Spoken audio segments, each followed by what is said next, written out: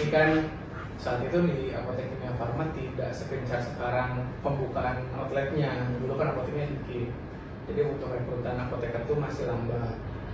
Nah, yang duluan di Grab itu ya marketing, di Kimia Farma itu dibutuhinnya gitu. Udah saya ikut marketing.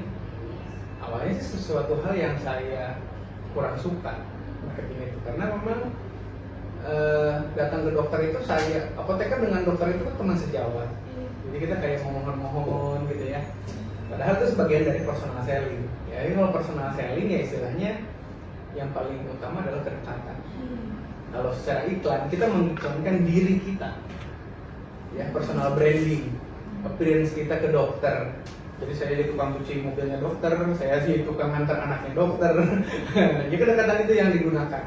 Ketika dokter udah sangat dekat dengan kita, udah di-engage, yang diingat adalah produk yang saya bawa apa.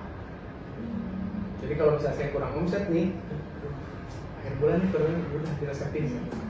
Ya, memang sebenarnya secara GCG tidak baik, tapi emang itu namanya personal selling, lebih ke arah personal marketing dan personal branding gitu. Itu kalau terus setelah itu saya pindah ke bagian ekspor, saya pindah ke menjadi product manager sempat di ethical gitu ya, sempat di obat generik, terus saya pindah ke jadi brand manager di OTC. Saya sempat bawa di Kuno, Batugin, dan Kasari. Nah, terus 2022 kemarin saya di kosmetik sebagai manajer marketing untuk kosmetik. Ya, khususnya memang produk di Kimia Farma ini memang ada 4 unit lah ya, istilahnya 4 line marketing. Pertama obat generik berlogo OGB, ya obat-obat yang memang PDS segala macam gitu ya, dan rata-rata dibeli pakai resep. Yang kedua obat-obat branded ethical, obat yang harus disiapkan dengan dokter dan biasanya ada nama brandnya, kayak Sanmol itu isinya paracetamol, namanya Sanmol gitu ya, kayak gitulah pokoknya. Jadi namanya apa tapi ada nama brandnya, tapi harus diresepkan. Terus yang ketiga ada over the counter, obat-obat yang bisa dibeli tanpa resep langsung, biasanya dalam bentuk vitamin, suplemen, herbal, itu namanya OTC, over the counter. Yang satu lagi kosmetik, medicated kosmetik gitu istilahnya. Nah, Kimia Farma punya kosmetiknya ada 3 brand ya. Brandnya Max, Venus, sama Max Teens. Ya, apa bedanya? Max itu ya seperti mungkin kalian kenal Max? Nah, ya kalian tahu Max kalau misalnya udah jerawatan kayak itu ya. Kalau misalnya relate nggak? Itu bedak ibu saya, bedak nenek saya gitu. Karena Max itu ditemukan tahun 1890 oleh orang Belanda, apoteker orang Belanda yang dulunya bekerja di perusahaan farmasi Belanda sebelum jadi Kimia Farma. Jadi Kimia Farma ini memang dari perusahaan Belanda zaman dulu. Nah, dibuat dari situ, terus Max-nya itu dari dulu sampai sekarang masih dipakai. Ya kita nggak kita rubah nama brandnya dari dulu. Max itu nama marga dari orang Belanda. Sampai sekarang penemunya namanya Anthony Christian Max, apoteker. Nah, mungkin usianya udah hampir 200-an tahun gitu ya untuk sebuah brand ini.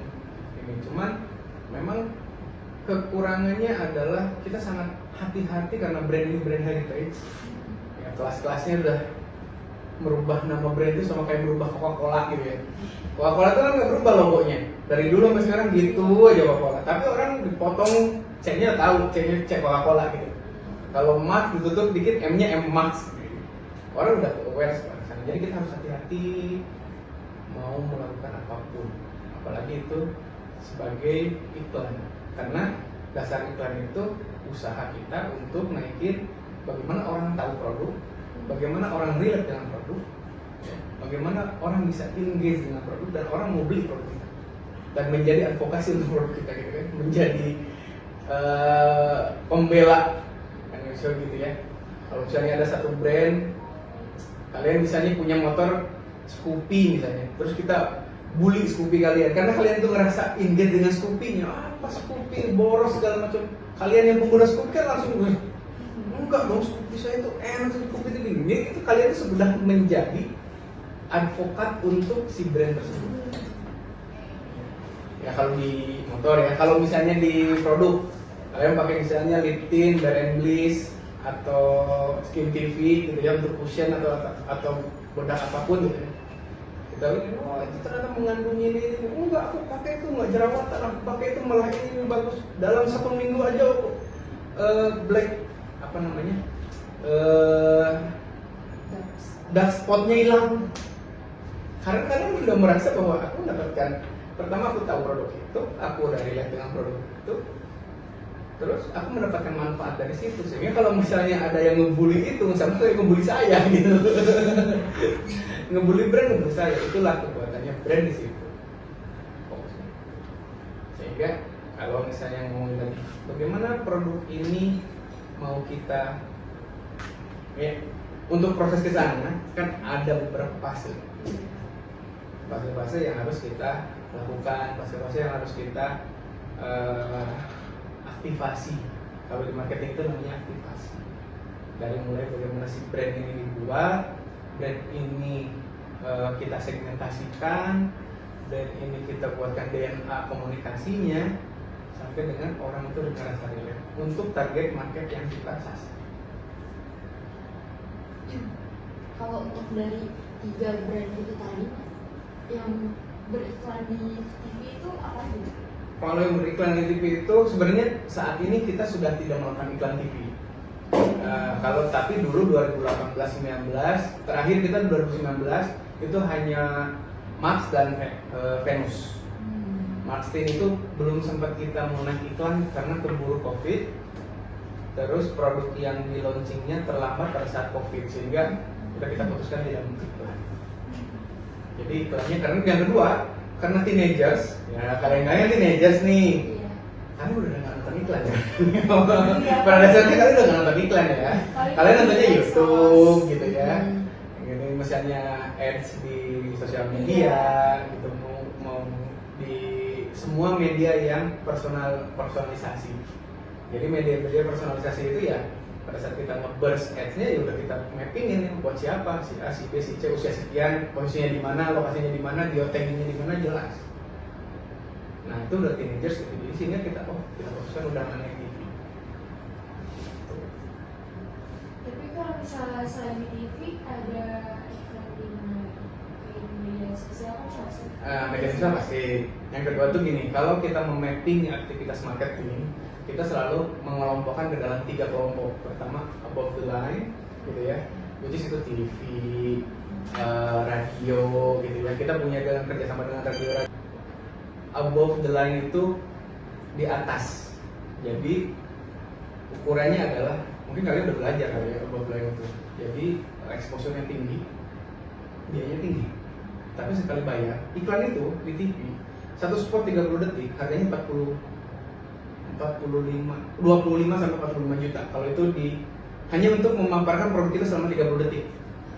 Bayangkan kalau misalnya kalian tonton, satu kali nonton misalnya sinetron gitu ya, ternyata ada iklan susu.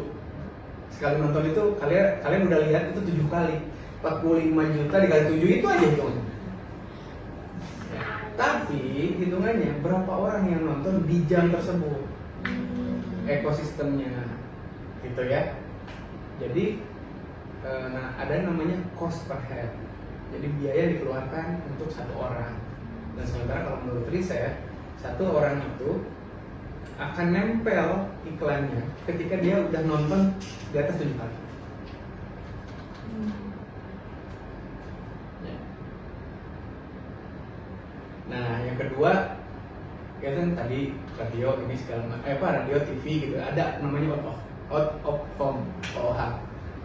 Kita pernah pasang, yang saat ini kita pasang sebenarnya banyakannya di tier 2, di kondisinya di kabupaten atau di kota, nggak di major city, karena produk kita biasanya dipakainya di pinggiran, di daerah kabupaten segala macam. Itu namanya billboard. Ya, dalam bentuk billboard bisa, dalam bentuk videotron gitu ya, atau dalam bentuk spanduk tapi lebih eksklusif lah, elegan gitu kan.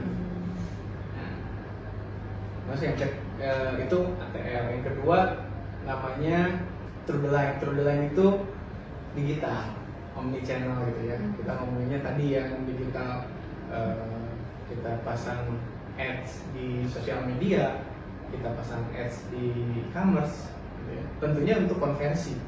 Ujung-ujungnya kalau digital mengutamakannya konversi. Kalau untuk sosial media awareness. Nah, terus yang lebih relate lagi sekarang orang lebih pasang reviewer atau KOL. Tapi kan orang sekarang udah mulai anti-anti dengan orang-orang KOL kayak mega-mega gitu. Kalau udah dia promosiin udah ada rasa ketidakpercayaan gitu ya. Apalagi kalau brand baru diomongin sama Tasya Farasya, ini bener nggak sih? Apalagi di counter sama Doktif segala macam di kosmetik ya. Saya tahu kalau misalnya di produk yang lain, misalnya kalau saya jualan mobil gitu ya, tier satunya kan Fitra Eri gitu kan, ke Ridwan Hanif, terus ke Omobi gitu ya, itu tier-tier kayak gitu kan udah tahu.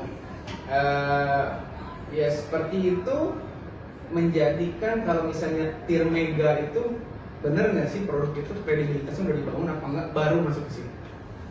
Itu ya ada pertimbangan untuk menggunakan KOL atau reviewer. Gitu ya. Perbedaannya kalau KOL itu biasanya dia lebih ke arah apa ya? Kalau kita sih mengelompokkan KOL itu berdasarkan needs-nya si produk ini. Produk ini masih dalam di fase apa? Brand ini di fase apa? Itu biasanya kita ukur dalam brand health tracker. Kalau misalnya self awareness, kita butuh naik level menjadi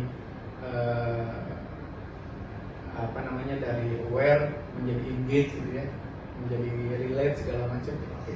Tapi kalau misalnya kita butuh awareness gitu, orang dikenal dulu brandnya apa, nah masih awareness ya, masih mau bakar-bakar duit dengan iklan biasa aja. Terus kalau misalnya kan tadi udah ada beberapa strategi iklan ya Pak. Terus kalau strategi iklan itu buat menarik loyalitas, bukan cuma menarik pelanggan buat beli dalam waktu kurun sekali 2 kali, itu tuh caranya gimana? Promosi secara terus menerus. Nah, gini, promosi itu kita hitung dalam bentuk retensi. Biasanya kalau teman-teman melihat retensi itu adalah reputasi pembelian. Nah, sehingga yang butuhkan adalah, kalau di digital paling gampang, teman-teman beli di transaksi di Shopee, atau nggak gini ya, namanya retargeting. Teman-teman misalnya nggak buka di Shopee nih, oh ada moisturizer bagus nih, memutihkan segala macam, tapi nggak beli, hanya lihat. Nanti pada saat scrolling di IG, muncul tuh iklannya. Nah, itu namanya retargeting. Selama teman-teman belum klik to buy, ya, belum dibayar, itu akan nongol terus.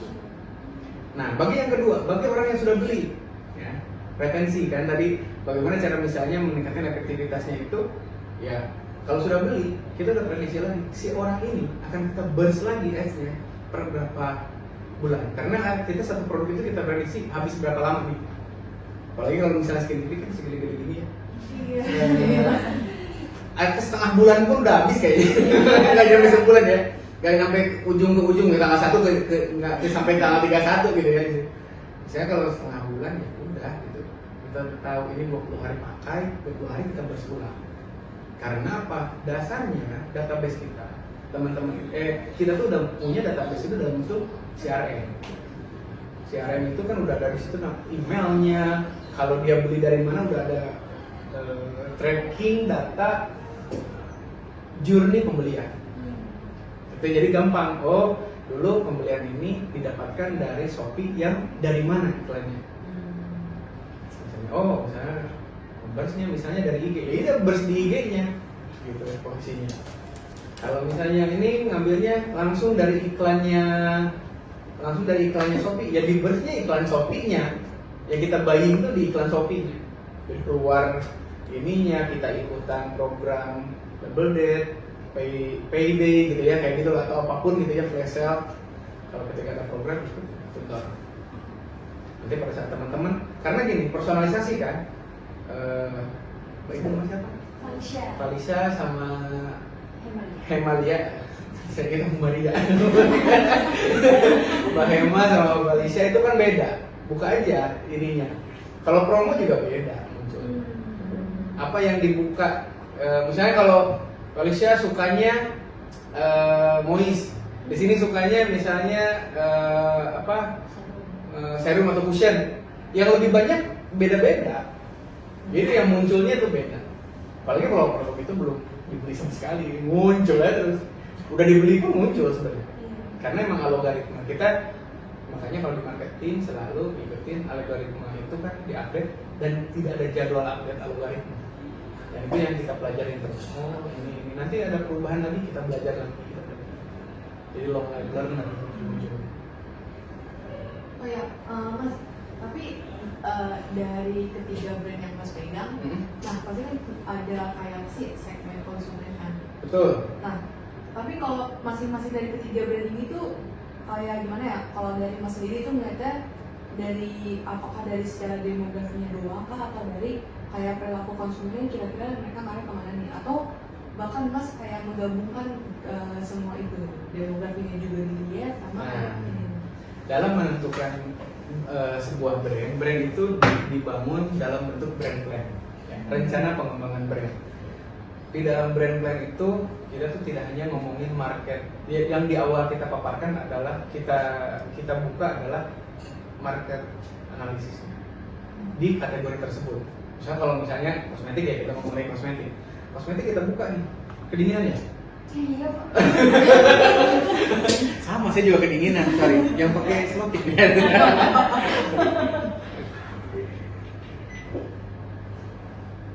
Dua ya sih. Dua. Karena di sini emang ruang meeting ini ruang meeting panas. Oh. Kalau cuma satu suka panas. Nah, tadi sampai mana? Oh, brand plan. Brand plan itu disusun berdasarkan marketing analisis. Market analisis itu kadang kita punya data tuh dari Nielsen atau dari company survei ya, perusahaan survei apapun itu bisa Jakpad. Yang paling gampang kan Jakpad karena dia online. Kalau Nielsen dia offline, langsung wawancara orang. Dari situ ketahuan tuh berapa niche-nya, berapa tren pertumbuhannya, berapa marketnya. Nah dari situ kita udah punya bekal. Market mana sih yang besar? Oh ternyata di usia sekian sampai sekian naik, usia sampai sekian. Di tahun tersebut kita udah ada, oke saya akan menyasar brand ini. Udah disasarkan ke segmen, ya kita langsung bikin segmen. Segmen ini dengan dasar tadi, misalnya pertumbuhan anak-anak remaja di usia sekian itu bertambah sekian persen. Jadi kita bisa prediksi. Nah, setelah itu di mana gitu ya, dia sukanya apa? Mulai dari segmennya itu biasanya laki-laki perempuan gitu ya. Terus usianya berapa sampai berapa, kita langsung kerucutkan. Setelah usianya berapa sampai berapa, kita bisa lihat psikografiknya. Dia senangnya apa, dia sukanya main apa.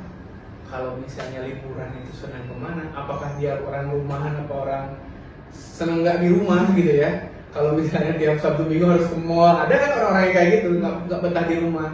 Ada orang yang mageran juga ada, yang setiap hari cuma scrolling gitu. Dan karakter-karakter itu kita lihat, termasuk di mana dia tinggal gitu ya. Apakah dia di kota, di pedesaan gitu ya, atau di metropolitan.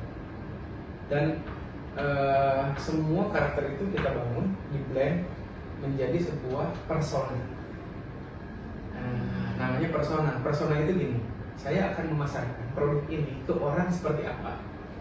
Ya, orang misalnya dia itu kuliah, gitu ya, usianya sekian sampai sekian, perempuan kuliah, senang dengan digital, senang dengan hal-hal baru, senang dengan alat-alat kecantikan, senang mencoba hal kecantikan, gitu.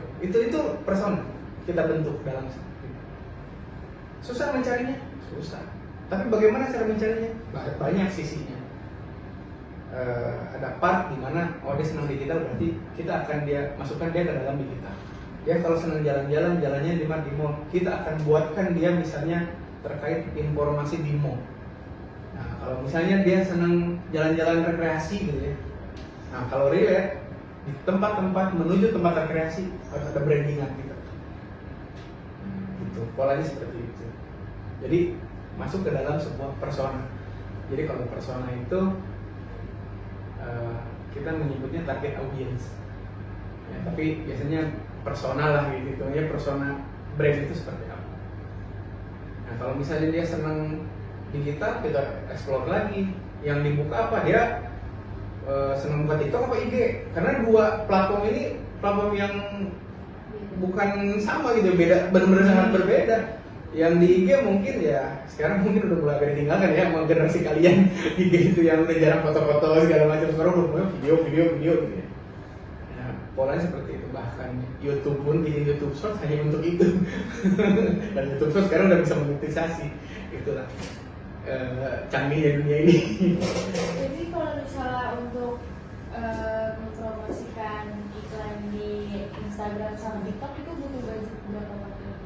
Nah, Kak, kembali lagi dalam menentukan strategi budgeting sebuah iklan, biasanya kita mengukur dulu berapa sih ekosistem atau universe yang akan kita burst. Ada berapa? Kan kalau di TV itu kan paling gampangnya itu ada hitungannya, ada CPRP, ada GRP segala macam. Karena itu ukurannya adalah untuk menentukan berapa viewers, berapa share of voice yang akan kita dapat atau share of view ya.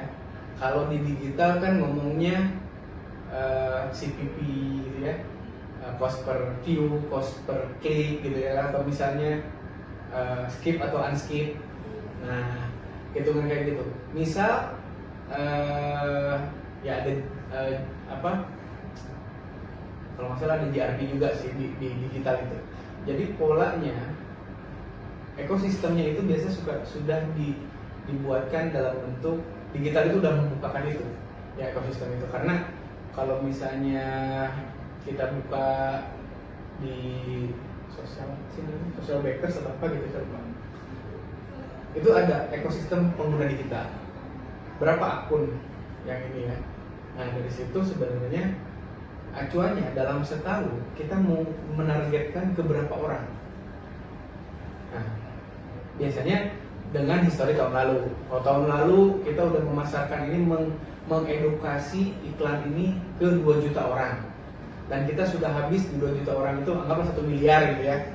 Nah tahun ini karena peningkatan tadi jumlah audiens kita di usia sekian itu meningkat sekian persen, terus di segi behavior penggunaan handphone atau penggunaan digital tuh naiknya sekian persen, kita korelasikan tuh.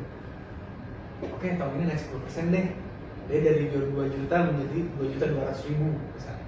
Untuk 2.200.000 kita butuh berapa uang yang akan kita burst gitu ya untuk mendapatkan segitu. Nah, apakah itu tepat sasaran? Belum tentu. Karena yang nonton kan nggak hanya ke yang kita sasar. Gitu ya. Misalnya saya mau anggaplah dari usia 17 tahun atau usia dari 15 tahun sampai dengan 20 tahun. Kan ada rentang 5 tahun nih. Gitu ya. Tapi yang nonton apakah usia segitu? Belum tentu juga. Bisa aja yang nonton itu di bawah 15 tahun, 13 tahun juga bisa. Ya, buktinya sebenarnya Skin TV kan tidak memasarkan untuk teman-teman anak SMP SMA kan, tapi yang pakai itu. Ya, karena itu psikologis orang itu akan selalu merasa tidak cukup. Ketika ada yang lebih baik, dia akan setengah mati menggapai itu karena belief atau janji yang diberikan sebuah brand. Nah itulah iklan itu di situ kita memberikan janji untuk orang-orang itu bisa menggapai itu. Ya, jadi 2.200.000 yang kita rencanakan untuk kita awarekan misalnya gitu ya, untuk kita dapatkan. Tentunya kan corongnya kalau di digital kan gini ya, semakin besar atasnya, ya bawahnya tuh rasio convert to sales-nya itu udah bisa kita hitung. Kalau di Meta itu ukurannya 0,7%. Jadi kalau semakin atasnya banyak, yang beli itu 0,7-nya convert to sales-nya. Ya misalnya kalau 1 juta orang, 0,7 dari 1 juta orang itu pasti beli. Studinya seperti itu kalau Meta yang ngasih itu. Nah enaknya sekarang digital kayak gitu. Zaman iklan TV dulu tidak ada ukuran itu. iklan TV waktu saya 2018 2019 kita ngiklan itu, kita cuma masang gini, oke, GRP-nya sekian persen, share of voice-nya misalnya di kategori, waktu itu saya pegang OTC, di kategori produk pelancar ASI misalnya, kita punya produk pelancar ASI, kita ngiklanin pelancar ASI untuk ibu-ibu hamil yang mau melahirkan atau ibu-ibu yang sudah melahirkan, sudah punya anak di bawah 2 tahun, itu kan harus punya ASI eksklusif gitu ya. Kita iklan itu, iklannya di mana? Misalnya di Gosip, yang ibu-ibu suka nonton gitu ya, istilahnya ibu-ibu di rumah suka nonton tuh Gosip, sinetron gitu ya, terus ya kadang berita gitu ya, news gitu. Ya udah, dari situ ada berapa orang yang nonton, itu si stasiun TV punya orangnya berapa, ekosistemnya yang tentu berapa, dari mana? Dari data Nielsen tadi ya. Nah dari situ kita mau ngambil berapa share of voice di kategori tersebut, jadi ngomongnya kategori. Karena kalau ngomong ekosistem, Indonesia ini kan punya penduduk 270 juta orang. Berapa ratus juta orang yang punya TV di keluarganya gitu ya. Nah, berapa juta orang yang nonton acara tersebut di jam tersebut. Nah, itu punya data. Sehingga misalnya untuk kategori ini kita ada sekitar anggaplah 1 juta orang yang nonton gitu ya. Nah, 1 juta orang kita bersaing sama siapa? Biasanya saingan kita tuh bukan, kalau sekarang kan ada Mang Buung gitu ya, kalau misal pelancar ASI ya kalian pasti tahu lah, kalau kita selapin yang ini pasti terkenal. Ada Mang Buung misalnya. Kalau saya misalnya punya SIP dengan Mang Buung, ya kalau misalnya Mang Buung itu sudah menguasai 50%, berarti kan chance saya itu ngambil 50% untuk kategori ASI. Tapi kalau misalnya secara kategori di TV tersebut, ada Indomie, ada Aqua, ada susu, ada apa, itu kan menjadi saingan kita di situ, sehingga share of voice kita menurun. Misalnya untuk mendapatkan orang aware harus mendapatkan 20% share of voice di kategori tersebut. Sehingga misalnya dalam satu segmen TV ya, misalnya setengah jam itu dibagi ada 4 iklan, 4 jam tayang iklan. Satu kali tayang iklan itu ada 10 slot, ya 8 biasanya, 8 slot iklan. 8 slot iklan, kita tuh mau ngambil yang mana nih? Paling awal atau paling akhir atau tengah? Gitu kan? Itu menjadi strategi juga. Kapan kita mengiklan? Oke, kalau misalnya awal-awal tayang, saya nggak mau paling awal, karena pasti langsung di skip. Gitu ya, kategori itu ada pasti. Karena pas iklan, pindahin dulu ke yang lain kan. Tangan gatel gitu, kalau udah megang remote. Data ini tuh berarti ya? Kelihatan. Jadi itu kan karena Nielsen waktu ngesurvei itu ngasih remote ke orang-orang yang disurvei, remote ke TV-nya. Jadi yang direkam itu di remote-nya. Behavior itu direkam di remote. Nanti setiap bulan remote itu diambil datanya, dikasih lagi. Berarti selama ini bukan remote-nya kita, itu yang TV biasa ya, yang TV analog kita ya. Kan dia punya berapa audiens misalnya, dia punya berapa orang yang disurvei. Misalnya se-ekosistem se-Indonesia ini dia punya 200.000 orang yang disurvei, dia bagi 200.000 remote. Nah, si orang itu udah di mapping, dia di mana rumahnya, berapa gajinya, berapa pengeluarannya, karakteristik keluarganya udah dilihat, dia punya berapa anak, punya ini, terus dia rumah apa, kerjanya di mana, itu udah di ini. Pada saat dia nonton kita tahu dia nonton di channel sekian itu misalnya RCTI, dia nonton RCTI di jam sekian ini. Data itu ada di remote. Jadi kita tahu sebenarnya karakteristik itu dari apakah sebenarnya belum, tapi itu mewakili lah kalau saya survei, daripada tidak punya data sama sekali ya dari 270 juta jiwa gitu ya yang megang remote itu cuma 100.000. Jadi kalau misalnya kalian pengen lihat efektivitas iklan, ya salah satunya kalian harus tahu dulu data dari iklan itu, data dari mau kita pasang iklan itu seperti apa, apakah itu nanti akan ditonton atau enggak.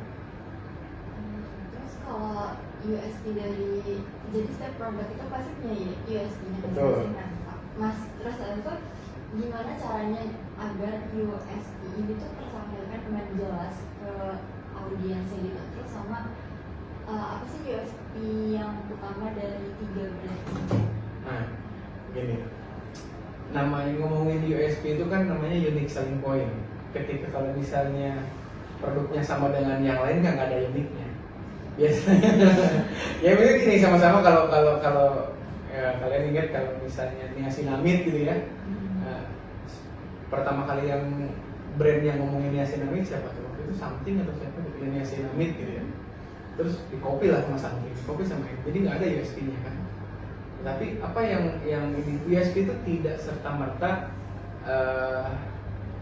ngomongin terkait bahan baku. USP itu bisa saja dari, kalau marketing itu ngomong dari 4P ya, paling basicnya. Pertama dari sisi produknya. Produk itu kan bisa di-drill down, bahan bakunya, kemasannya, apanya gitu ya, atau misalnya daya serapnya, benefitnya, efektivitas segala macam. Yang kedua dari pricing, apa paling murah atau paling mahal. Tapi masalahnya orang Indonesia dikasih yang murah itu nggak percaya. Palsu kali, gak ada isinya kali, oh cuma tepung doang kayak gitu kan. Nah, kayak gitu. Yang ketiga place itu penyebaran produk, kemudahan akses mendapatkan produk itu menjadi USP. Ya. Dan yang keempat promosi itu gabungan dari ketiga P-nya. Ketika misalnya kita tahu kelebihan di produknya apa, kita tahu misalnya harga kita affordable apa enggak, kita tahu produk kita mudah diakses apa enggak, diutarakan dalam bentuk promosi. Promosi itu bukan diskon segala macam ya. Promosi itu bagaimana orang mengenal. Ketika misalnya promosinya apa, gitu ya, dari produk yang berkualitas dengan memberikan efek yang 3 hari langsung cerah. 3 hari langsung cerah apa ya? Oh, itu Merkuri sih ya. Itu banyak yang di TikTok yang gini-gini langsung putih. Oh, putih gitu ya. Eksfoliator atau apa gitu, jadi juga bingung isinya. Nah, dari situ USP itu berperan, sebenarnya yang ngebungkus USP itu adalah komunikasi. Jadi kita tuh berpartner dengan agensi untuk mengkomunikasikan unique selling proposition dari sebuah produk. Ya. Karena apa? USP itu masuk dibangun juga dari positioning sebuah produk. Kalau ngomongin dari ketiga brand yang saya bawa, USP-nya apa? Yang jelas, Mars ini memang secara positioning dipositioningkan. Kita mempositioning produk kita ini adalah produk kosmetik yang terpercaya, memberikan efek dermatologik safe, aman, dan cocok untuk kulit yang sensitif. Tapi kalau misalnya ada tambahan USP dan lain sebagainya, tergantung campaign. Campaign kalau musim panas, musim kemarau, orang gampang berminyak. Nanti campaign ada yang namanya turunannya oil control, misalnya gitu ya.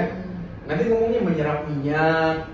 Campaign misalnya no minyak plug gitu ya, apalah gitu, no oily gitu, bebas minyak seharian gitu ya, ngomongin itu campaign.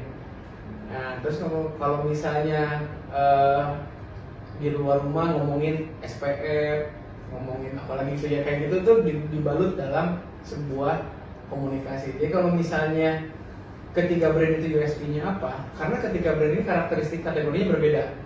Yang pertama, Mars itu memang lebih ke medicated, gitu ya, produk medicated. Jadi USP-nya ya, kalau misalnya kamu kalau udah jerawatan ya pakai itu, kalau kamu udah nggak cocok dengan produk yang lain pakainya itu. Yang kedua, untuk Marsden ini USP-nya kita memposisikan untuk anak muda yang baru belajar make-up-nya ringan, pakainya Marsden. Jadi jangan yang berat-berat dulu kalau mau make-upan gitu ya. Kalau udah langsung yang berat-berat, ya nanti kasihan kulitnya. Kulitnya kan masih kulit perantara dari kulit anak-anak menjadi dewasa, dia nanti kaget gitu. Ya, terus kalau misalnya yang satu Venus itu kan dekoratif.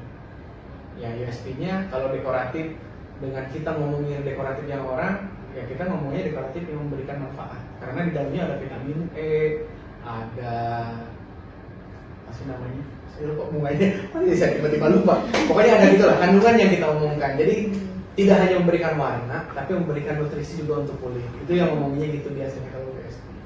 Memang masih 1.0 ya, maksudnya tidak mengarah ke emosional, tidak mengarah ke psikologikal, tapi kita masih ngomongin di fungsional produk. Tapi karena apa? Karena orang-orang pengguna kosmetik itu adalah orang-orang yang ya kita ngerti karakternya, kita harus ngerti karakter orang. orang yang menggunakan kosmetik adalah orang yang masih yang penting fungsinya tuh benar, yang penting apa namanya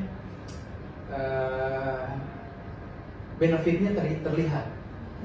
Yang penting aman buat kulit saya, yang penting tidak mengandung bahan-bahan yang tidak nggak memberikan dampak ya tubuh ya kita. gitu. Kami nanti misalnya saya pakai itu kena panas kok jadi udang gitu ya, merah segala macam gitu kan, kok jadi kayak kulit udang kayak gitu kan gitu. Itu yang namanya ngomongin ketika kita meng-create sebuah komunikasi ujungnya. Karena USP itu adalah basic sebuah brand, bagaimana brand itu agar bisa tadi ujungnya dikenal sama orang dan merasa relate dengan orang yang audiensnya. Tapi kan Max itu udah lama banget ya. Yeah. Terus sekarang udah banyak brand-brand baru yang lagi jauh lebih bagus. Terus kalau dari penjualannya itu masih naik, menurun atau stabil? Kalau Marks as a brand gitu ya, kan gini, dalam satu brand itu pasti punya SKU. Ya ada kategori, di dalam kategorinya ada SKU. Nah misalnya ada Marks buat daily, ada buat glam gitu ya, ada buat occasion segala macam. Terus dari dalam daily itu ya kita punya bedak tabur, ada punya compact, ada moisturizer, ada segala macam, ada skincare dan ada make upnya lah gitu ya. Di occasion juga sama, di glam juga ada yang dia bentuknya make up, ada dia make up doang, ada yang make up itu kan dibagi dalam 3 bentuk, lip, eye, sama face. Nah 3 itu. Nah kita cuma punya lip dan face, eye-nya karena perang Ukraina kemarin jadi kita nggak terusin pemasarannya. Kalau dari sisi secara brand, untuk brand sekelas heritage gitu ya, brand lama, karena pernah ada di titik level tertinggi pasti naik turun. Kenapa? Itu dipengaruhi juga oleh barang ini karena sudah menjadi komoditi, menjadi pricing strategi yang didahulukan. Ketika misalnya kita butuh omset ya kita kasih pricing strategi, kita kasih diskon, kita kasih keleluasaan konsumen untuk mendapatkan barang lebih mudah dan lebih murah. Nah sehingga ya pasti naik turun. Tapi kalau misalnya melihat trennya dari sisi semua brand itu trennya masih tetap naik karena memang penggunanya walaupun tidak menggunakan produk tersebut, tetapi dia merasa relate. Kalau ada masalah dia akan beli produk itu. Dan permasalahannya satu, waktu itu kalau dipakai habisnya tuh 6 bulan. Iya, awet ya. Makanya kita dikomplain sama orang pabrik itu kenapa gede-gede banget. Gitu. Karena untuk pesen talkumnya aja itu butuh 1 truk gede gitu. Untuk dikemas-kemas dalam bentuk emas gitu.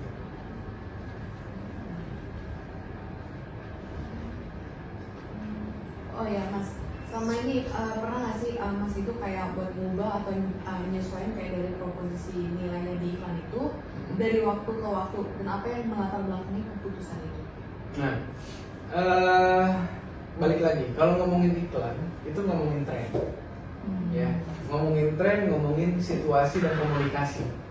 Ya kita tidak bisa ngomongin komunikasi zaman dulu dengan saat ini. Sementara kita pernah dihit sama COVID gitu ya, merubah pola cara orang berpikir, merubah cara orang berkosmetik juga kan, berperilaku itu berubah. Nah, apa yang melandasi perubahan-perubahan tersebut? Ya balik lagi tadi, pertama relatable produk kita dengan konsumennya. Kita lihat, bisa dilihat nggak sih produk kita.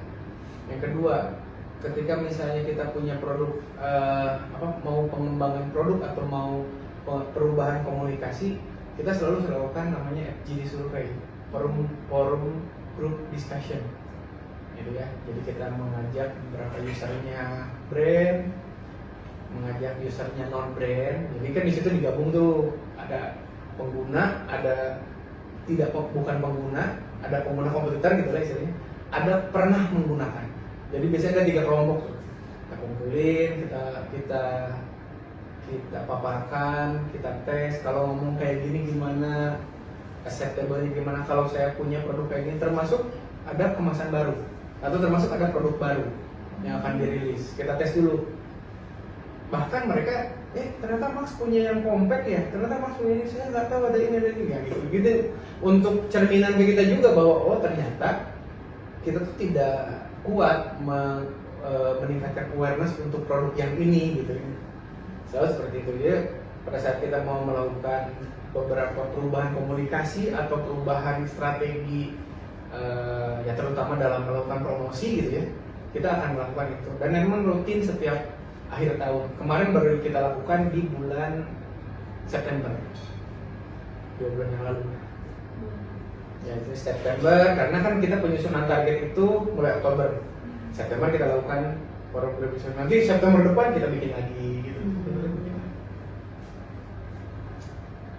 Terus mas, kalau untuk alokasi budget gitu tuh ada perbedaan nggak?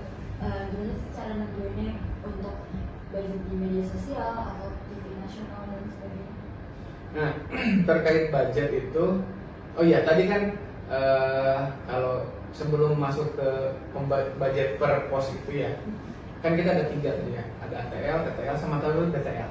BTL itu below the line yang istilahnya ya event gitu ya. Kayak kemarin ada Bandung X Beauty, kita ikutan di sana. Ada Social Chi, kita ikutan Social Chi. Ada Beauty Fest ya, Beauty Fest yang di Pokas. Iya. Beauty Asia ya, Beauty Iya, Fest. iya. Ya, Beauty Fest. Itu BTL namanya.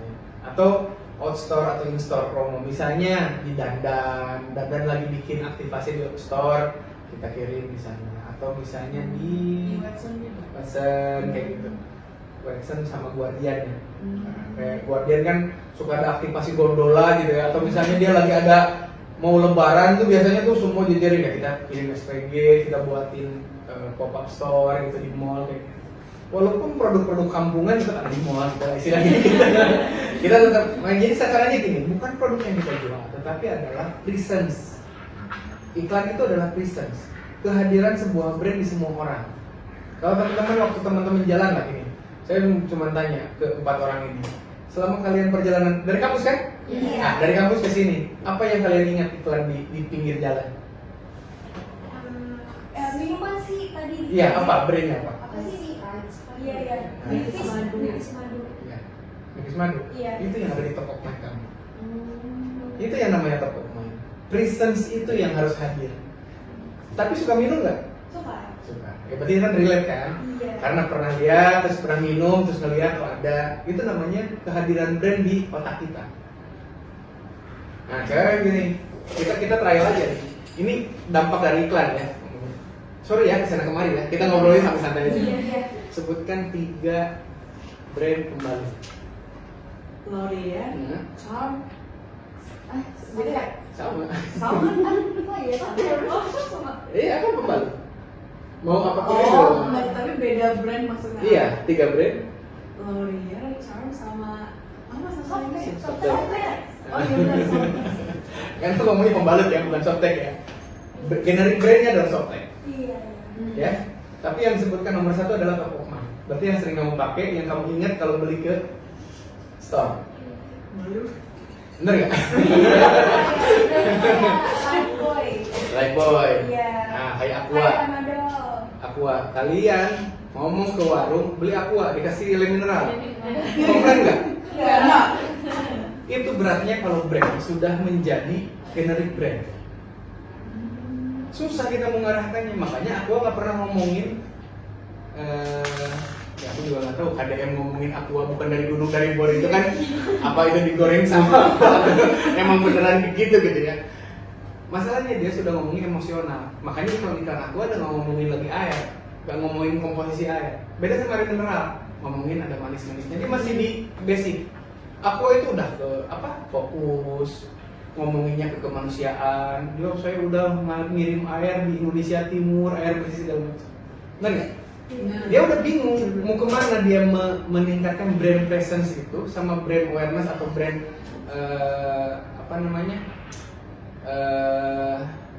untuk meningkatkan loyalitas konsumennya gitu. Tapi tetap harus ada toh. Semua orang minum Aqua, semua orang kayaknya di Indonesia itu pernah minum Aqua. Ada yang nggak pernah? mungkin nggak ada yang nggak pernah gitu ya, tapi semua orang kayaknya pernah minum aqua. Iya. Tapi kalau misalnya dikasih merek lain nggak keberatan. Sekarang Aquaviva. Iya. Terus kan kemarin udah mineral, karena ada manis-manisnya dia naik gitu. Karena memang dia sekarang penjualan tertinggi juga saat ini. Aqua udah kalah. Nah itu namanya brand essence untuk menandakan top of mind. Ketika top of mind diharapkan dari pemilik brand adalah ini. Ketika saya butuh, saya tahu apa yang harus saya beli dan harus apa beli, brandnya apa, ngomongnya gitu. Ya saya tadi ngomongnya Panadol, terus sakit kan Panadol, Iya. sakit apapun berarti beli Panadol, sakit gigi. Karena apa yang penting hilang nyerinya, gitu kan. Kalau demam hilang panas, turun panasnya, bukan hilang masih turun panasnya. Ya ini ngomongin Panadol. Kalau zaman saya masih Paramed, masih Decogen, Mixagrip gitu. Kalau anak-anak sekarang udah Panadol gitu. Gitu. Karena itu di-create di keluarga. Ketika orang tua kita menyediakan apa di rumah, itu yang menjadi top of mind pertama kita. Kalau nyuci pakai Rinso apa Soklin? Rinso. Soklin nggak masalah kan pakai Soklin juga kan? Permasalahan sekarang adalah yang bubuk apa yang cair, tergantung mesin cucinya atau mau manual gitu kan istilahnya gitu. Kalau yang bubuk kayaknya nggak terlalu sempurna gitu dalam air gitu, apalagi nempel di baju putihnya gitu. Kan polanya cuma seperti itu. Terus kalau misalnya nyuci piring mau pakai sunlight apa wing, kayak apa wing apa lupa lagi aku sebenarnya. Malemon apa sunlight gitu kan. Wah sama-sama kental, sama-sama hijau warnanya. Kan nggak pernah ada komplain juga kita. Tapi ngomongnya ada sunlight gak? Dibeli sih sama lemon. Bukan. Yang penting orang cuci piring kok sama-sama sabun. Nah itu yang paling penting itu dulu. Kita nyebut dulu, gitu ya. Kalau misalnya apa-apa itu seorang brand istilahnya top of mind itu menjadi tujuan seorang marketer. Terus Pak, kalau selain anggaran, sumber daya apa sih yang paling sulit didapatkan untuk membuat produk ini tuh menjadi iklan yang berkualitas selain anggaran? Selain anggaran ya? Iya. Kan tadi saya udah bilang di awal adalah kita punya ketika menyusun komunikasi, tidak semua orang marketer itu punya kapabilitas terkait komunikasi. Ya, apalagi kreativitas. Makanya kita selalu berpartner dengan agensi. Karena agensi itu ada kalau nggak salah ada 3 ya. Ada agensi kreatif, ya. Ada agensi komunikasi, ada agensi media buying. Ya.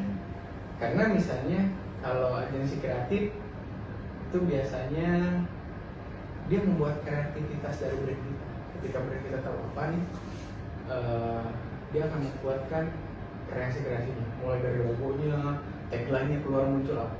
Yang kedua komunikasi, bagaimana cara mengkomunikasikan apa yang kita tahu, USP kita misalnya apa. Dalam 3 hari, putih dalam 3 hari, ngomong gitu kan.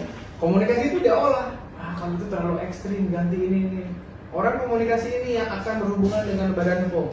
Ya kalau kita ya, kalau di perusahaan farmasi atau perusahaan makanan, itu semuanya regulasinya ada di Badan POM. Badan POM itu adalah regulator untuk pengawasan obat dan makanan, termasuk komunikasinya. Jadi supaya tidak superlatif. Kalian tahu kan istilah superlatif?